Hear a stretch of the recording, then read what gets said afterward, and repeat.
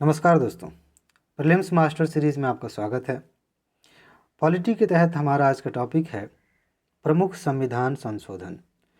संविधान जब बन गया था तो वैसे तो हमारे संविधान निर्माताओं ने बहुत ज़्यादा दूरदर्शिता दिखाई, लेकिन समय के साथ हमें लगा कि और कुछ जोड़ा जाए और कुछ जोड़ा जाए, और इसी चक्कर में संविधान संशोधन होते चले गए। उनमें से कुछ ऐसे संविधान संशोधन हुए हैं जिन्होंने भारत की राज व्यवस्था को, भारत के समाज को, हमारी इकोनॉमी को बड़े स्तर पर प्रभावित किया है। इस नज़र से भी, इस लिहाज से भी ये संविधान संशोधन हमारे लिए इम्पॉर्टेंट है। लेकिन अगर इसको किनारे रख दें तो इसलिए हमारे लिए इम्पॉर्टेंट है क्योंकि ये एग्ज़ाम में बार बार पूछे जाते हैं।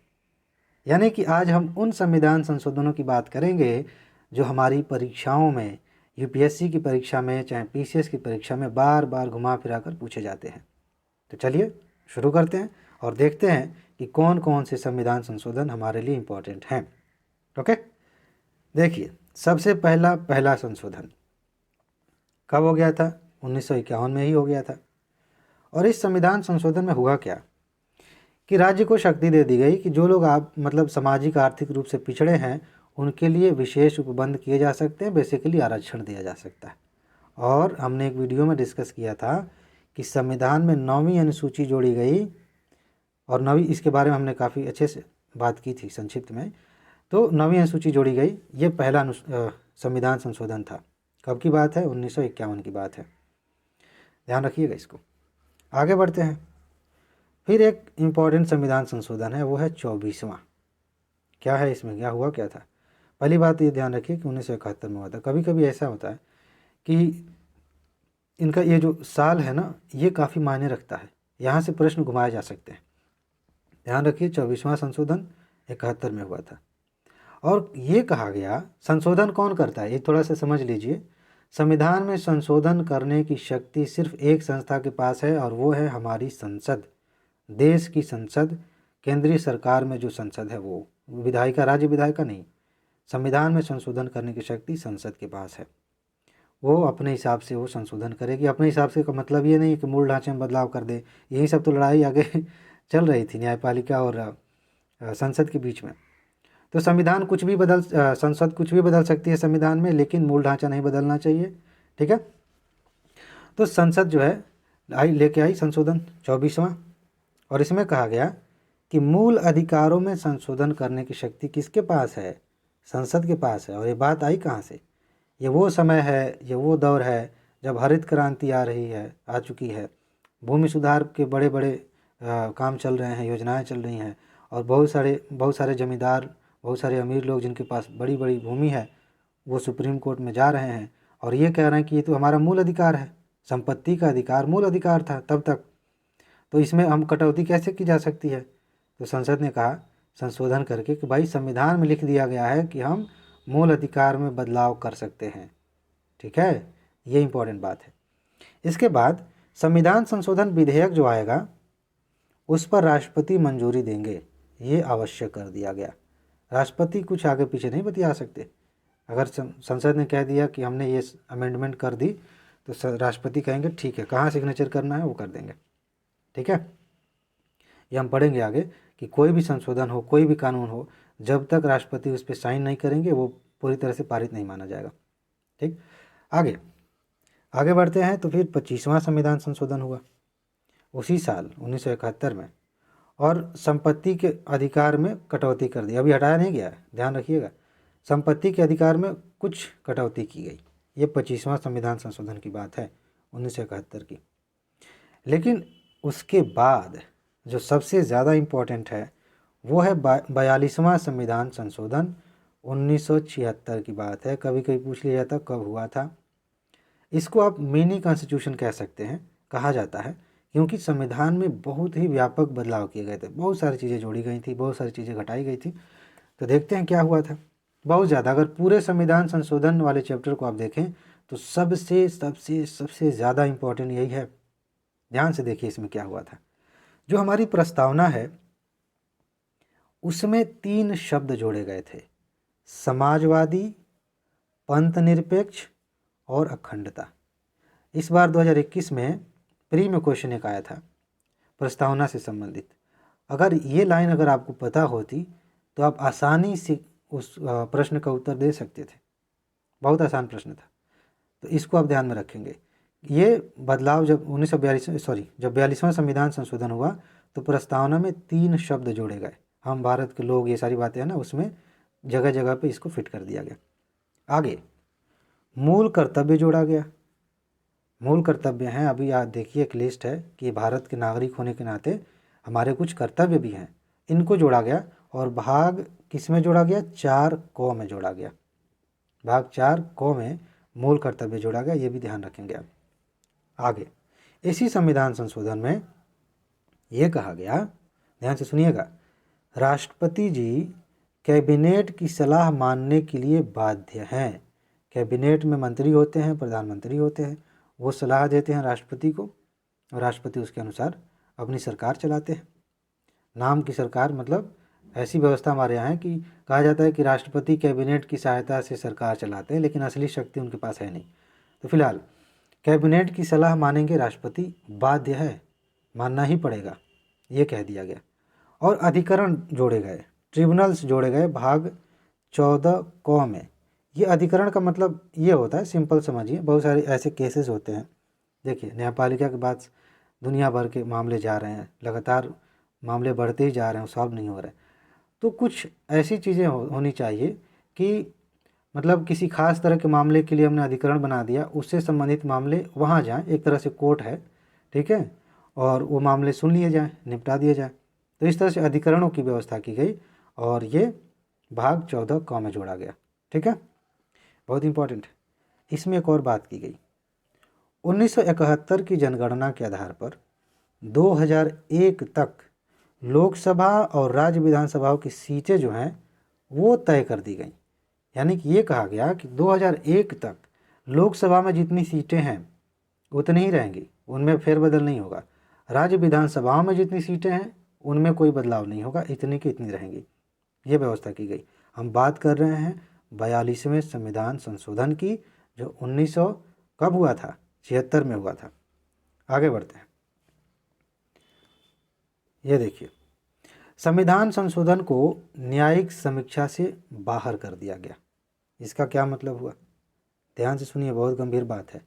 अगर संविधान संशोधन किया जाता है, संसद अगर संविधान में बदलाव करती है, तो उसकी न्यायिक समीक्षा नहीं की जा सकती, ये कह दिया गया। न्यायिक समीक्षा नहीं की जा सकती, मतलब न्यायपालिका देख नहीं सकती कि उसके अंदर क्या बातें हैं।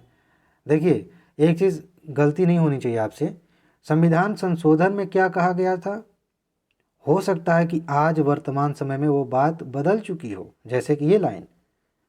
इसका मतलब ये नहीं है कि आज भी ऐसा चल रहा है कि संविधान संशोधन 42वां हुआ था, उसमें कह दिया गया था कि संविधान संशोधन के मामले को न्यायिक समीक्षा के तहत नहीं लाया जाएगा, तो आज भी ऐसा चल रहा है। नहीं, कुछ चीज़ें आज भी चल रही हैं, कुछ चीज़ों को बदला जा चुका है।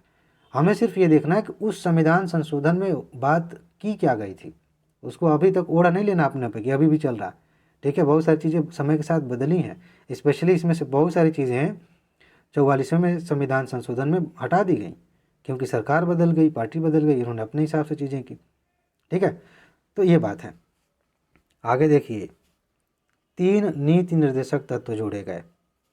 हमारे यहाँ क्या है कि मूल अधिकार की एक सूची है, और मूल अधिकारों में हमारे मतलब लोगों को, भारतीयों को अधिकार दिए गए हैं। कुछ मतलब बाहर के लोग भी हमारे जो रहते हैं उन्हें भी मूल अधिकार में कुछ चीज़ें हैं, लेकिन सारे अधिकार नहीं दिए गए, कुछ और भी चीज़ें बच गई थी। तो संविधान निर्माताओं ने सोचा कि ऐसा है, सरकार के ऊपर छोड़ देते हैं, समय के साथ जब सरकार के पास पैसे होंगे, संसाधन होंगे, टेक्नोलॉजी होगी, तो ये चीज़ें उपलब्ध करा दी जाएंगी। तो एक नीति निर्देशक तत्वों का एक खंड जोड़ा गया है संविधान में।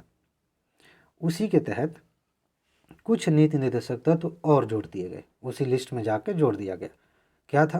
देखिए, ये कहा गया कि जो उद्योग चलते हैं उनके प्रबंधन में, मैनेजमेंट में कर्मचारी भी भाग लें, जो लोग काम कर रहे हैं वो भी उसमें भाग लेने चाहिए, ये निर्देश दिया गया। इसके अलावा समान न्याय और निःशुल्क विधिक सहायता की बात की गई। समान न्याय सबको मिलना चाहिए, निःशुल्क विधिक सहायता की बात की गई। इसका मतलब ये है कि कुछ लोगों को, जो लोग वकील नहीं हायर कर सकते, उनका मामला है, तो फिर कोई सहायता मिलनी चाहिए ना। तो उसकी बात यहाँ पे की गई, ये निर्देशक तत्व में जोड़ा गया। इसी के तहत आप देखेंगे कि नालसा एक्ट बना है, आगे हम बात करेंगे। लोक अदालतें उसके तहत गठित की जाती हैं, ये सारी चीज़ें होती हैं। आगे पर्यावरण संरक्षण तथा संवर्धन और वन तथा वन्य जीवों की रक्षा की बात ये निर्देशक तत्व में की गई। ये 3 निर्देशक तत्व जोड़े गए 42वें संविधान संशोधन से। ठीक है, आगे चलिए। आगे 5 विषय राज्य सूची से समवर्ती सूची में डाले गए 42वें संविधान संशोधन के तहत। मैं बार बार याद दिला रहा हूँ, नहीं तो ये लंबा चल रहा है तो भूल जाएगा कि हम किस संविधान संशोधन की बात कर रहे हैं। 5 विषय ऐसे थे जो पहले राज्य सूची में थे। इसका मतलब यह है कि उस पर सिर्फ राज्य सरकारें कानून बना सकती थीं। अब उनको वहाँ से हटा के समवर्ती सूची में डाल दिया गया। इसका मतलब अब ये हो गया कि उस विषय पर राज्य सरकार भी कानून बनाएगी और केंद्र सरकार भी कानून बनाएगी। और ये 5 विषय कौन से हैं, याद कर लीजिएगा। शिक्षा, वन, वन्य जीवों और पक्षियों का संरक्षण, नापतोल और न्याय का प्रशासन। ये 5 विषय समवर्ती सूची में डाल दिए गए। चलिए, ये 42वें संविधान संशोधन की मोटी मोटी बातें हैं जहाँ से प्रश्न बार बार पूछे जाते हैं। 2 बार और कह देते हैं, बार बार पूछे जाते हैं। ठीक है, चलिए आगे। 44वां संविधान संशोधन कब हुआ था?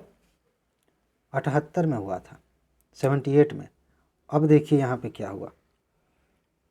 देखें, पहली बात, अभी हमने 42वें में देखा कि राष्ट्रपति जो है कैबिनेट की सलाह मानने के लिए बाध्य हो गए। यहाँ थोड़ा सा राष्ट्रपति को राहत दी गई।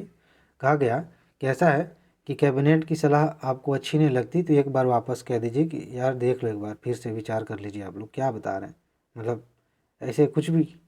तो कैबिनेट फिर विचार करेगी, और अगर कैबिनेट ने कहा कि नहीं नहीं हम तो यही चाहते हैं, तब आप बाध्य हो जाएंगे, तब राष्ट्रपति बाध्य हो जाएंगे। यानी कि एक बार मौका है राष्ट्रपति के पास कि कैबिनेट की सलाह को आप वापस करें, पुनर्विचार के लिए कहें। लेकिन अगर कैबिनेट ने दोबारा कहा कि नहीं नहीं आप यही मानिए, तो फिर मानना पड़ेगा और कोई दूसरा ऑप्शन नहीं है। इसके अलावा राष्ट्रीय आपात जो लागू हुआ था, आपको पता होना चाहिए, राष्ट्रीय आपात लागू करने के लिए पहले एक शब्द होता था आधार, आंतरिक अशांति, जिसके आधार पर आपातकाल लागू किया गया था, उसे हटा दिया गया। क्योंकि आंतरिक अशांति तो किसी भी चीज़ को आप कह सकते थे, है ना। तो उसे हटा के कहा गया कि अगर सशस्त्र विद्रोह हो जा रहा है, कि लोग हथियार उठा ले रहे हैं सरकार के खिलाफ, तब राष्ट्रीय आपात लागू किया जाएगा। ये आधार बन सकता है। और भी आधार हैं, जैसे विदेशी आक्रमण हो जाए, कई सारी चीज़ें। लेकिन फिलहाल जो आंतरिक अशांति वाला जो शब्द था, उसे सशस्त्र विद्रोह से हटा दिया गया, रिप्लेस कर दिया गया। आगे बढ़ें तो राष्ट्रपति कैबिनेट की लिखित सलाह पर ही आपातकाल की घोषणा करेंगे। ये इंपॉर्टेंट बात है। इसका मतलब ये है कि कैबिनेट के मन में आया कि चलो आपातकाल लगवाते हैं, और राष्ट्रपति के पास गए कि सर लगा दें, तो राष्ट्रपति कहेंगे ना ऐसे नहीं, लिखित में दो, कागज़ पर लिख के दो, साइन करके दो, कैबिनेट ने कहा है। इसका मतलब कि लिखित सलाह होगी तभी राष्ट्रपति घोषणा करेंगे, ऐसे बात सुन के नहीं कि आपातकाल लगा दो, कोई छोटी मोटी बात थोड़ी है। अब यहाँ पर संपत्ति के मूल अधिकार को समाप्त कर दिया गया। आज तक संपत्ति का अधिकार मूल अधिकार था, लेकिन आज तक मतलब ये संशोधन 44वां संशोधन से पहले, अब इसे हटा दिया गया, मूल अधिकार समाप्त हो गया। इसके अलावा क्या कहा गया, देखिए जो अभी इसके पहले जो इंदिरा गांधी की सरकार थी, उसी सरकार में 42वां संशोधन हुआ था। उसी सरकार के दौरान आपातकाल लागू किया गया था। तो उस समय बहुत ज़्यादा लोगों पर अत्याचार हुए थे, बहुत सारे कष्ट हुए थे। उसको भी ध्यान में रखा गया और कहा गया कि जो अनुच्छेद 20 है, ये बेसिकली मूल अधिकार में है, हम पढ़ेंगे, और अनुच्छेद 21, इन्हें आप निलंबित नहीं करेंगे, राष्ट्रीय आपात लग जाए तब भी। ये बेसिकली अनुच्छेद 21 जो हमारे जीवन की स्वतंत्रता, जीवन से संबंधित है, कि ऐसे नहीं आप छीन लेंगे, और ये न्यायिक हिरासत और ये सब चीज़ों से जुड़ा हुआ, ठीक है। तो इसे आप नहीं हटा सकते। चलिए, ये सिर्फ न्यायिक हिरासत की बात नहीं है, इसके बारे में बहुत सारी चीज़ें हैं जो हम अलग से बात करेंगे। फिलहाल अनुच्छेद 20 और अनुच्छेद 21, इनको आप राष्ट्रीय आपात के दौरान हटा नहीं सकते, निलंबित नहीं कर सकते, ठीक है। ये बातें की गई। आगे बढ़ते हैं। 52 52वां संविधान संशोधन। इसमें ये 85 की बात है, 1985 दल बदल विरोधी कानून लाया गया, 10वीं अनुसूची जोड़ी गई। इसका वीडियो आप देख चुके होंगे, नहीं देखे हैं तो आप देख लीजिएगा, ठीक है। इसके बाद आगे बढ़ें तो 61वां संविधान संशोधन हुआ, इम्पोर्टेंट है, यहाँ से भी प्रश्न बनते हैं। 89 में हुआ, 1989। लोकसभा और विधानसभा चुनाव में जो मतदान की उम्र है उसे घटाकर 18 वर्ष कर दिया गया। पहले जो व्यक्ति 21 वर्ष का हो चुका है या उससे ऊपर का है वही मतदान कर सकता था। इसके बाद क्या किया गया, 18 वर्ष कर दिया गया। आज के दौर में 18 वर्ष के युवा या उससे आगे के वोट दे सकते हैं। ये यहाँ पे बदलाव किया गया, 61वां संविधान संशोधन। आगे बढ़ते हैं 69 69वां संविधान संशोधन कब हुआ, 1991 में हुआ, 91 में। और ये जो संशोधन था ये दिल्ली के लिए विशेष प्रावधान करता है। दिल्ली से संबंधित प्रावधान, इसमें बहुत सारी चीज़ें हैं। दिल्ली के लिए अलग से एक वीडियो हम कवर करेंगे क्योंकि ये बहुत ज़्यादा चर्चा में रहा है पिछले 2-3 सालों से। तो दिल्ली पे प्रश्न पूछे जाने की संभावना है, तो वहाँ पे हम डिटेल से इस संशोधन के बारे में भी बात करेंगे और जो जो प्रावधान किए गए थे उस पर बात करेंगे। फिलहाल आगे बढ़ते हैं। 73वां संविधान संशोधन 92 में हुआ और पंचायती राज की व्यवस्था की गई। इसके बारे में हम बात कर चुके हैं एक वीडियो में। 74वां संविधान संशोधन 1992 में और शहरी स्थानीय शासन की बात हुई थी, ये तो हमने बात कर लिया, ठीक है।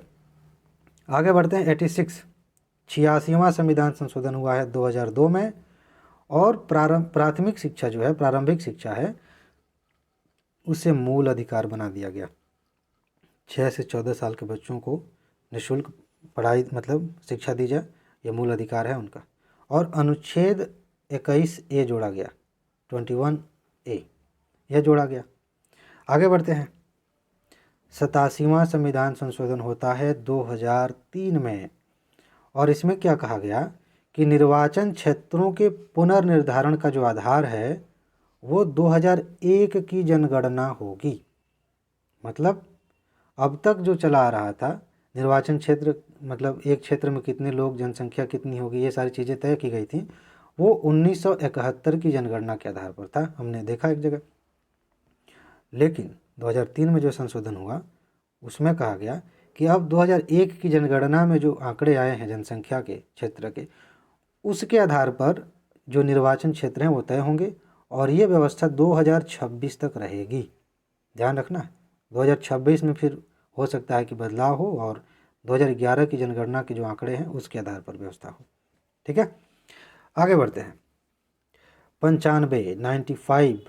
95वां संविधान संशोधन 2009 में लोकसभा और राज्य विधानसभाओं में अनुसूचित जाति, अनुसूचित जनजाति और आंग्ल भारतीय के लिए विशेष आरक्षण का प्रावधान किया गया।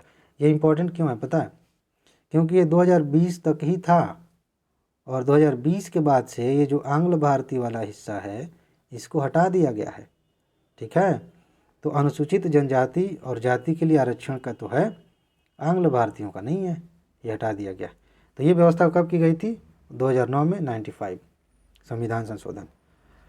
आगे बढ़ते हैं। 99 2014 में 99वां संविधान संशोधन हुआ है और नालसा का गठन हुआ है, राष्ट्रीय न्यायिक नियुक्ति आयोग। सॉरी नालसा तो अलग है, ये अलग है, NJAC है, ये राष्ट्रीय न्यायिक नियुक्ति आयोग। इसका मतलब ये हुआ, सरकार ने ये सोचा था कि न्यायपालिका में जो नियुक्तियां होती हैं न्यायालय में, उसके लिए एक आयोग बनाया जाना चाहिए, तो वो आयोग जो है नियुक्तियां करेगा। लेकिन वो सर्वोच्च न्यायालय को पसंद नहीं आया। सर्वोच्च न्यायालय कहा कि ये तो गैर संवैधानिक, कैसे ये हमारे ऊपर आप जो है अपनी शक्तियों को मतलब थोप रहे हैं, हमारी शक्तियों का अधिग्रहण हो रहा है, तो इसे असंवैधानिक घोषित कर दिया 2015 में। तो ये वो जो है NJAC, बार बार मैं नालसा कह दे रहा हूँ, ठीक है। तो ये व्यवस्था की गई थी और वो रद्द भी हो गया, अभी हट गया, ठीक है। आगे 100वां संविधान संशोधन हुआ है 2015 में और ये इसको आप याद रखें, 2015 में भारत बांग्लादेश के बीच में बहुत पहले से सीमा से संबंधित विवाद चल रहा था, कुछ भूमि थी उसके लेकर विवाद चल रहा था, तो उसको निपटा दिया गया, उसको सॉल्व कर लिया गया, एक सीमा फिक्स हो गई जो मतलब कुछ लोग भारतीय जो बांग्लादेशी थे वो भारतीय हो गए, कुछ भारतीय तो बांग्लादेशी हो गए, और मतलब मामला सॉल्व हो गया। 100वां संविधान संशोधन था, 2015 की बात है। इसके बाद 101वां संविधान संशोधन हुआ है 2017 में, और जीएसटी को लागू किया गया। जीएसटी लागू करने के लिए संविधान संशोधन किया गया 101वां। ठीक है, आगे बढ़ते हैं। 102वां संविधान संशोधन 102 कब हुआ है? 2018 में।